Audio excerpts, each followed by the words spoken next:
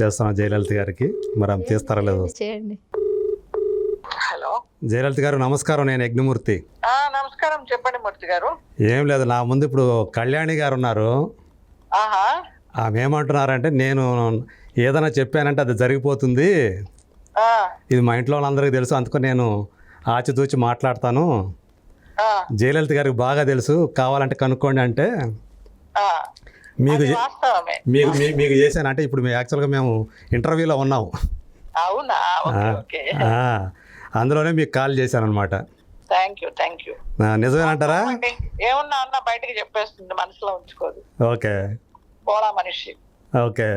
అది ఏదైనా అంటే అవుతుంది లేదా అది అడగండి. అదే తను ఏదైనా చెప్పిందంటే అది అయిపోతుంది అంటే నిజంగానే అవుతుంది. అవును. అవునా? ఎస్, చాలా విషయాలు జరిగినాయి అలాగా. అవునా? అవును. చాలా క్లియర్ కట్. అంటే అంటే ఆమె అంత పవర్ఫుల్ అనమాట ఆమె.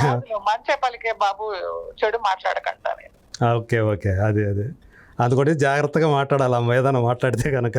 అది ఎంతో బాధపడితే తప్పించి ఏదైనా మాట అనదు. తొందరగా మాట తూలే మనిషి కాదు. ఓకే. మాట అంటే పడదు, మాట తోలదు. అదే అండి. సో మీకు బాగా అంటే ఒక చెల్లెలు లాంటిదా? నాకు చెల్లెలే, ఇంట్లో చెల్లెల్లాగా నేను. థ్యాంక్ యూ అక్క. లేదు అక్క ఎప్పుడు అంటది, సే బాబా నువ్వు అసలు అనకే, నువ్వు ఏదైనా అంటే అయిపోద్ది తల్లి, నువ్వు పట్టకే వాళ్ళు వెళ్ళాను. అదే నువ్వు ఏదో అనవాక అంటే అయిపోతుంది, అనవాకే అని చెప్పి అంటారట మీరు. అదే థ్యాంక్ యూ అండి. రైట్, థ్యాంక్ యూ అక్క. థ్యాంక్ యూ జయలలిత గారు, థ్యాంక్ యూ అండి. మీకు లైవ్లో ఇంకా చాలా మంది చెప్పమని చెప్పిస్తా, కానీ మీరు ఆ ఇంటర్వ్యూ అంతా అందరిని అడగడంతో అయిపోద్ది. నేను ఏదన్నా అబద్ధం చెప్పనండి. అది ఎప్పుడైనా ఒకటి చెప్తాను, చిత్తశుద్ధితో మాట్లాడి మనస్ఫూర్తిగా మనం మంచి కోరుతూ ఎవరికైనా మంచి జరగాలి, నేను అందరూ బాగుండాలి, అందులో నేను ఉండాలని కోరుకుంటాను తప్ప దేవుడికి నాకు అది ఇచ్చే ఇది ఇచ్చాను ఎప్పుడు కోరుకోను కూడా. నా మనస్తత్వం అది కాదు. తెలిసిన వాళ్ళకి తెలుస్తుంది, నాతో ఉన్న చుట్టుపక్కల వాళ్ళకి. మిగిలిన వాళ్ళందరూ ఏదో యారగంట్ అని, లేకపోతే ఇవిడు గట్టిగా మాట్లాడుతుందని, గయ్యాడని తిట్టుకుంటారు అనుకుంటారు కదా. నా చుట్టుపక్కల ఉన్న వాళ్ళు, నాతో అలవాటు ఉన్న వాళ్ళు మాత్రం నేనేంటో వాళ్ళకి తెలుసు. సో నేను ఏది అన్నా మా ఇంట్లో అండి, అమ్మా నువ్వు అనకు, నువ్వు ఎవరిని తిట్టకు అంటారు. నాకు సడన్గా కోపం వచ్చి ఎప్పుడైనా తిట్టేసినా మళ్ళీ నేనే బాధపడుతున్నా, అయ్యో అనేసాను. ఎవరైనా నన్ను బాధ పెట్టిన వాళ్ళు ఇప్పటివరకు నిజం చెప్తున్నా, నన్ను బాధ పెట్టిన వాళ్ళు బాగుపడినట్టు చరిత్రలో లేదు. నన్ను బాధపడే మాటలన్నీ నేను చాలా ఫీల్ అయితే ఖచ్చితంగా వాళ్ళకి విత్ ఇన్ డేస్లో చూసిన వాళ్ళు ఉన్నారు. అంటే అందు గురించి హేమ గురించి మీరు ఆ మాట అన్నారు. నేనేమనలేదండి, పాపం అండి, ఆవిడనేం అనాలని కాదు, కాకపోతే ఒకటి నీకు తెలిసి రావాలి అన్నా నేను, అంతే.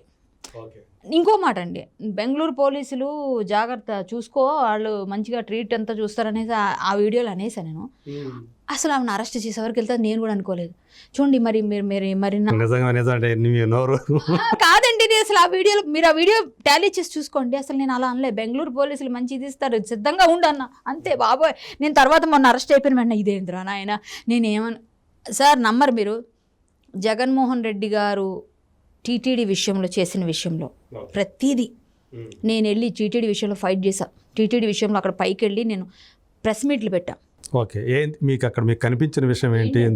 పార్కింగ్ దందాలు, వాటర్ బాటిల్ దందాలు, అంతేకాకుండా అసలు రూమ్స్, లాడ్జ్లు కింద కానీ పైన కానీ అసలు మీరు సామాన్యులు ఎక్కడ, శ్రీవాణి ట్రస్ట్ అని 10,000 రూపాయలు ఎక్కడ పడితే అక్కడ ఎంత డబ్బులండి, ఎంత డబ్బులు, ఎలా తిరుమల శ్రీవారి డబ్బులన్నీ దోచుకున్నారండి. ఓపెన్గా దోచుకున్నారు డబ్బులు విపరీతంగా.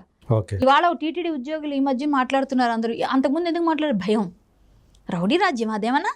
అసలు ఎమ్మెల్యేలు వెళ్ళి మన పోలింగ్ బూత్లో కొట్టడమా? ప్రజాస్వామ్యాలు బతుకుతున్నామా మనం? ఎక్కడ బ్రతుకుతున్నాం? రౌడీల మధ్య బతుకుతున్నామా? నన్ను ఎవరు తిట్టుకున్న బలం అంతెందుకు, నా దగ్గర లిస్ట్ ఉంది, నేను ఇస్తా పబ్లిక్గా. ఈరోజు చెప్తున్నాను కాదు, ఎప్పుడో చెప్పాను. నా ఫేస్బుక్ మీరు ఎంత వెతుక్కోండి, నేను వాళ్ళతో ఫైట్ చేస్తూనే ఉన్నాను. నేనేదో పోస్ట్ పెడితే నేనేమని పెట్టాను, ఏదో డ్రోన్ ఎగిరిందంట తిరుమల పైన. అప్పుడు మీకు తెలుసు, డ్రోన్ ఎగిరితే ఆ డ్రోన్ ఎగిరింది తొందరలో హెలికాప్టర్ ఎగురుతుందేమో అన్నాను నేను, లేకపోతే అలాంటిది ఏదో పెట్టాను. ఆ విధంగా డ్రోన్ ఎగిరిందంట శ్రీవారి దీని మీద అని ఏదో కామెడీగా అందరూ అనుకున్నట్టు, కానీ ఏదో మామూలుగా వేరే అసలు నేను వాళ్ళకని పేరు కానీ వాళ్ళ ఊరు కానీ నేనేం పెట్టలేదు. వీళ్ళే ఆపాదించేసుకొని సోషల్ మీడియా ఒక పెద్ద ఉంటుంది కదా, వారు చేయడానికి ఉంటారు కదా రెడీగా. వాళ్ళందరూ అండి పేటీఎం బ్యాచ్ వాళ్ళు, మొత్తం డబ్బులు తీసుకొని పనిచేసే వాళ్ళు ఉంటారుగా, వాళ్ళంతా 1 వీక్ నా ఫోన్, మీ ఫోన్ చేసిన ఎత్తలేను ఆ టైంలో. మీరు కూడా ఆడలే అనుకుంటుంటాను. అట్లాంటి పరిస్థితిలో నేను 24 సంవత్సరాలు అయిందండి ఇప్పటికి నేను ఇండస్ట్రీకి వచ్చి 24 ఇయర్స్లో నా ఫోన్ నెంబర్ మారలేదు. నేను తీసుకున్నది 2001 2002లోనే నా నెంబరు. మీరు ఇప్పటిదాకా కూడా మీరు చెక్ చేయొచ్చు, ఎయిర్టెల్ నెంబర్ ఇప్పటిదాకా నా నెంబర్ మారలేదు. ఈ మధ్య ఈ హెడ్ఏక్స్ ఎక్కువైపోయాయి కాబట్టి ఇంట్లో వాళ్ళకి సడన్గా ఏదైనా చేయాలని ఒకటే ఉంటే కూడా ఇబ్బంది అవుతుందని తీసుకున్నా. అది కూడా ఐఫోన్ వల్ల తీసుకున్నా ఇంకో నెంబర్. అది కూడా నాకు నెంబర్ తెలియదు, మా పిల్లోడో మా వాళ్ళు వాడతారు నాకు తెలియదు అని చెప్తున్నాను. నాదంతా ట్రాన్స్పరెంట్గా ఉంటుంది. 24 సంవత్సరాలు 1 వీక్లో ఎప్పుడు బంద్ పెట్టుకోవడం నాకు తెలియదండి ఫోను.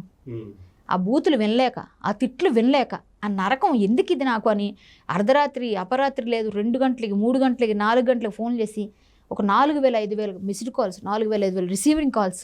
అంటే అదే పనిగా పెట్టుకున్నారన్నమాట. అదే పనిగా పెట్టుకొని మిమ్మల్ని టార్చర్ చేయాలి. నువ్వు పోస్ట్ నేను తీయ్యా అంటాను. నేను ఒకసారి ఫేస్బుక్లో పోస్ట్ పెడితే నాకు బాధ అనిపించి ఇది కరెక్ట్ కాదు మనం చేసిన తప్పే అని అనిపిస్తే అప్పుడు రిమూవ్ చేస్తాను, దానిలో బలమైన కారణం ఉంటే. ఒకసారి పోస్ట్ పడిందంటే నేను తీను అంతే. మనం పెట్టామా అది ఏమైనా అవనివ్వండి, అవతలు తిట్టుకోనివ్వండి, నన్ను ఏమైనా అనుకోని మనం స్టాండే అట్లా ఉంటాను నేను. సో అలా పెట్టిన పోస్ట్ నేను తీయకపోతే విపరీతమైన ట్రోల్స్, తీసే అని నాకు బెదిరింపు కాల్స్, నిన్ను చంపేస్తాం, నిన్ను అది చేస్తాం, నిన్ను ఇది చేస్తాం, నిన్ను ఆ సెంటర్ ఈ సెంటర్ నీకు దమ్ముంటే పులివెందులకు రా ఇక్కడ ఎలా బెదిరించాలో అన్నీ చేశారు. అన్ని రికార్డ్స్, స్క్రీన్ షాట్స్, లిస్ట్ మొత్తం అంతా పెట్టుకున్నాను నేను. ఓకే, నేను వెళ్ళి కేసు పెట్టచ్చు. వీడు ఏ మూల ఉంటాడో, ఆడు ఏ నెంబర్తో చేస్తాడో, ఏ అడ్రస్తో చేస్తాడో తెలియదు. ఎంతమంది నేను ఎతుకుతారు? 5,000 పైన ఉన్నాయి కాల్స్. ఎవరికైనా పట్టుకుంటారు మీరు అందులో? వాళ్ళ పాపను వాళ్ళే పోతారులే, వాళ్ళు ఎలాగో నెక్స్ట్ రారు, కన్ఫామ్గా పోతారని ప్రతి ఒక్కరు కోరుకున్నట్టే. ఎలాగో వైసీపీ రాదు అని అందరికీ తెలుసు, అలాగే మేము కూడా రాదు అని కన్ఫామ్గా ఉన్నాం. మేము కూడా ఎలాగో కూటమితో పనిచేస్తాము, కూటమితో కలిసి నేను విజయనగరంలో అతిథి గజపతిరాజు గెలిచారు. ఎవరు? అశోక్ గజపతిరాజు గారు అమ్మాయి రాష్ట్రం ఓడిపోయారు. ఈసారి మా వాళ్ళు మాకంటూ కొన్ని ఉంటాయి కదా, మా ఊర్లో నాకు ఉంటాయి కదా ఓట్లు. అడిగారు, కాలుగట్ల ఏరాదర్ సంఘం బాగా చేస్తారు పాప, మంచి ఆయన. కానీ రాజుగారి అమ్మాయి అందులోని ఈ సునామీ ఉంది, ఏది మన కూటమి సునామీ. సో మనం ఖచ్చితంగా అక్కడైతే మాత్రం అడిగారు మా వాళ్ళు నన్ను, మీరు ఎవరికి వేస్తారంటే నేను కూటమిలో ఉన్నాను, నేను కూటమికి వేయమని చెప్తా. అక్కడ ఎవరున్నా నాకు అనవసరం, నాకు ఇక్కడ మనం గెలవాల్సింది ఇదే. మీరు వేయండి, మా పిన్నులకి వేదనాలకి మా తమ్ముళ్ళకి, మా వైపు నుంచి 100-200 ఓట్లు ఉంటాయిగా, ఏవో నా వైపు నా చుట్టాలు మీ చుట్టాలంతా అక్కడే ఉన్నారు. సో వాళ్ళందరికీ చెప్పిన వాళ్ళకి చెప్పాము, చేయాల్సిన చేశారు. ఏదేమైనా ఆవిడ గెలిచింది. మా రాజుగారి మొత్తం జిల్లా మొత్తం స్వీప్ కదా, స్వీప్ అయిపోయారు. ఆఖరికి ఎందుకు స్వీప్ అయ్యారండి? ఎందుకు స్వీప్ అయ్యారు? రామతీర్థాల్లో రాముడి తల తెగిపోతే ఇప్పటిదాకా అక్కడ ఎవడో తెలియలేదు. రాముడి తల తీసేశారండి. రాముడి తల ఇలా పట్టుకొని కూర్చున్నారు, ఇలా కళ్ళ వెంట నీళ్లు పట్టుకుని మేము అందరూ ఏడ్చాము. కళ్ళ వెంట నీళ్లు ఒకటే తక్కువ, అంతే. అందరూ ఏడ్చారు, ఎవరు ఏడవలేదు. రాముడి తల ఇలా పట్టుకుని పూజారి గారు ఎట్లా తల, మీరు ఇప్పటికీ సెర్చ్ చేసుకోవచ్చు. ఏంటండి అది? రాముడితో పెట్టుకున్నారు మీరు. రాముడి తల తెగిపోతే వెల్లంపల్లి. సో అయితే ఈ వెల్లంపల్లి గారు అక్కడ ఆ రోజు కార్లో ఉంటే నేను అడ్డుగా వెళ్ళి నిలబడితే బొత్స సత్యనారాయణ గారు ఆయన కాపాడడానికి, కళ్యాణి నాకు బాగా తెలుసు కాబట్టి బొత్స సత్యనారాయణ మా ఊరే కదా కాబట్టి, కళ్యాణ్ చేయకండి, ఎవరండి అంటే ఎవరు నేను అన్నాను. ఆయన దింపండి వెల్లంపల్లి గారు అని. మేము అక్కడందరూ బయట ఇచ్చాం, మేము అంతా వెళ్ళి హిందూ సంఘాలని వెళ్ళి. ఇప్పుడు ఎవరున్నారు? రాముడితో పెట్టుకున్నారు, వెంకటేశ్వర స్వామితో పెట్టుకున్నారు, లేనిపోని శ్రీశైలంలోని ఇష్టం వచ్చినట్టుగా ఎవరెవరికో అన్యమతస్తులందరికీ ఎక్కడ లేనివన్నీ కట్టబెట్టారు. అక్కడ హిందువులకి ఇవ్వాల్సిన ప్రాధాన్యత ఇవ్వలేదు. ఎక్కడ పడితే అక్కడ తిరుపతిలోనూ దుర్గమ్మ దగ్గరేమో టిక్కెట్ల పైన వెనకాలేమో సిలువలు ముద్రించారు. దాని తాలూకు బైబిల్ తాలూకు వాక్యాలు వచ్చాయి. ఏమేమో ఏం జరిగాయి అసలు? ఈ 5 సంవత్సరాల అరాచకం జరిగింది. అరాచక పాలన. పూర్వం దేవతలు రాక్షసులు ఇద్దరు ఉండేవారు. జగన్మోహన్ రెడ్డి గారు అన్నారు కదా, నేను ఇన్ని చేశాను, ఏం చేశారండి? నవరత్నాలు అయిపోయాయని చెప్పేసి బాధపడ్డారు. అదే కదా చెప్తున్నాను. ఇప్పుడు ఒకటండి, అరాచక పాలన జరిగింది, అది క్లియర్. ఇంకొకటి, దేవతలు రాక్షసులు ఇద్దరు 2 వర్గాలు ఎప్పుడు కూడా. మనం ఇప్పుడు దేవతలు అని చెప్పుకోకర్లేదు, కానీ రాక్షస వర్గంలో లేవు ఎవరైనా. ఈ కూటమిలో ఉండకూడదు కూడా. ఇప్పుడు ఏంటి, అప్పుడు రాక్షసులు దేవతలు ఉన్నారండి. ఇప్పుడు మనం ఈ కలియుగానికి అనుసారంగా ఉంటుంది, కలియుగానుసారంగా మారిపోతుంది. యుగధర్మంలో ఇప్పుడు రాక్షస ప్రవృత్తి, రాక్షస డైరెక్టర్ అదే ప్రవృత్తి. ఇప్పుడు రాక్షస ప్రవృత్తి ఉన్న వాళ్ళే మన పోలింగ్ బూతుల్లో కొడతారు, లేకపోతే ఈవీఎంలు ధ్వంసం చేస్తారు, అవి చేస్తారు, ఇవి చేస్తారు. మీకు ఇంకా నేను చెప్పక నా నోటుతో అన్నీ చేస్తారు. ఇంకా అది ఒకటే ఫైనల్గా వాళ్ళు చేసినవన్నీ ఎవరెవరు వాళ్ళకి చెడు ఎప్పుడూ ఓడిపోతుంది, మంచిగా గెలుస్తుంది కదా. ఇప్పుడు పవన్ కళ్యాణ్ గారు లాంటి సౌమ్యుణ్ణి, ఎవరిని ఇబ్బంది పెట్టని వాళ్ళని, ఎన్ని రకాల నానా హింసపడే మాటలు ఆయన బాధపడి ఉండరా? ఆయన మనసులో ఏడుస్తూ ఉండరా? బయటికి గంభీరంగా ఉన్న లోపల బాధ రాదా? ఎందుకు నేను కోట్లు సంపాదించుకునేవాడిని, ఇక్కడ వచ్చి వీళ్ళందరితో మాటలు తినే రేంజ్ అని అదే మనసులో అనిపించదా? ఆయనకు అనిపించిన ప్రజల కోసం కదా ఆయన చేస్తాను అనుకున్నాడు. నువ్వు ఇలా చేస్తావు, నువ్వెక్కడ నీకు నిలకడుంది, నీకు మాట మీద ఎన్ని మాటలండి, అన్ని రకాల మాటలన్నా కూడా మహానుభావుడు. నా భార్య ఏం చేసిందయ్యా, నా భార్య ఏం చేసింది, ఆవిడ పిల్లల్ని చూసుకుంటుంటే ఆవిడని లాగుతారు బయటికి అని ఎంత సౌమ్యంగా ఆయన మాట్లాడుతున్న మాట వింటే నాకు అరదు గుండె తరుక్కుపోయింది. అదే కదా ఇప్పుడు ఆయన నిలబెట్టింది. ఆయనకి ఇచ్చిన ఎన్ని స్థానాలు ఉన్నాయి, ఒక్కటైనా ఓడిపోయారా? ఇంతవరకు ఎక్కడైనా చరిత్రలో ఉందా? 30 స్థానాల్లో పోటీ చేస్తే 25 గెలిచారు, 5 ఓడిపోయారు అంటారు జనరల్గా. 21 ఇస్తే 21, ఇంకా ఆయన 3 స్థానాలు బీజేపీకి ఇచ్చాడు. ఇవ్వకుండా 24 ఇస్తే 24 గెలుస్తాడు ఆయన. అంటే చూడండి ఇప్పుడు ఎవరు కీలకమయ్యారు జనరల్గా. మంచి ఏ స్థాయి నుంచి ఆయన ఏ స్థాయికి వెళ్ళారో చూడు. మంచి ఎప్పుడు మంచిని ఎప్పుడు మనం తొక్కినా మీరు నివ్వురు గప్పిన నిప్పులాగా ఉన్నాడు ఆయన, అట్లా అనుకుందాం. ఎక్కడైనా అలా షైనింగ్ కనిపిస్తూనే ఉంటుంది కదా పైన పోతున్నంత మాత్రాన. సో నేనైతే ఈ ఎన్నికలు కిక్కిచ్చిన ఎన్నికలు అంటాను. కన్ఫామ్గా రాక్షస ప్రవృత్తితో ఉన్న వాళ్ళకి గట్టిగా బుద్ధి చెప్పారు. ఆడైనా మగైనా కూడా చెప్తున్నాను, ఎవరైనా సరే, ఆడ మగ తేడలేదు. దయా సత్యంచ శౌచంచ రాక్షసానాం నా విద్యతే, ఇది మేము చెప్తాం రామాయణంలో. దయా సత్యంచ శౌచంచ రాక్షసానాం నా విద్యతే. రాక్షసులకి దయా హృదయం ఉండదు, వాళ్ళకి చదువు ఉండదు, సంధి ఉండదు, ఏం ఉండదు. ఒకళ్ళు చదువుకున్నా అది వ్యర్థం, వేస్ట్. ఎందుకంటే ప్రవృత్తి బాగాలేనప్పుడు నాదే ఇష్టారాజ్యం, మళ్ళీ మేమే గెలుస్తాం ఏంటి 170 వై నాట్ 175? క్రికెట్ టీం ఆడుకోవడానికి కరెక్ట్గా అందజేశారు. మీరు నలుగురు అందరూ కలిసి కూర్చొని క్రికెట్ టీం ఆడుకోండి, నన్ను ఎవరేమనుకున్నా భయం లేదు, నాకు అసలు భయం లేదు. నన్ను వైసీపీ ఓడిపోయిందని సంతోషం కాదండి, వీళ్ళకి బుద్ధి రావాలి.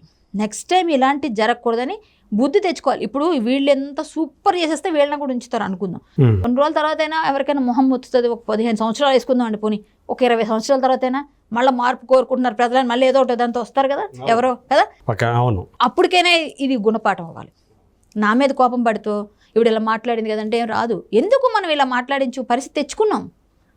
మనం నవరత్నాలు ఇస్తాం అనుకున్నాం, అసలు 9, 8 వస్తాయేమో అనుకున్నా, నవరత్నాలు మిగులుతాయని. ఇంకా నయమే క్రికెట్ టీమేనే వచ్చారు జనరల్గా, 2 ఎక్కువ ఇచ్చారనమాట. ఇంకో 2 ఎక్కువ ఇచ్చారు పాపం. ఏదో ఏం చేశాను నేను అడిగారు, ఆ 2 ఎక్కువ అక్కడే, ఆ 2 అక్కడే. జగన్మోహన్ రెడ్డి గారు బాధపడితే తల్లి వచ్చి మాట్లాడుతుందా బయట, చెల్లి వచ్చి మాట్లాడతా. పవన్ కళ్యాణ్ గారు ఫ్యామిలీ ఎలా ఉన్నారు, మొత్తం వెళ్ళి ఇలా నిలబడ్డారు. పిఠాపురంలో అందరూ వెళ్ళారు, వెళ్ళి పని చేస్తే మేము సింహం సింగిల్గా వస్తుంది అందరు వచ్చి పని చేస్తున్నారు అన్నారు. నో వే, సింహం సింగిల్గా పంపిస్తారా? సింహం వచ్చిందా కాదు, సింహం కరెక్టే. నియంత పాలన ఎక్కడా నిలబడదు, ఎవరికి కూడా నియంత పాలన నిలబడదు. నేను బీజేపీలో ఉన్నాను కాబట్టి ఈరోజు ఇలా మాట్లాడుతున్నానా ఇంకోట అని కాదు. ఒకవేళ నన్ను వైసీపీలో నేను ఉన్నా కూడా నేను తప్పైతే తప్పనే మాట్లాడతాను. నేను ఎక్కడున్నా నేను తప్పని చెప్తా.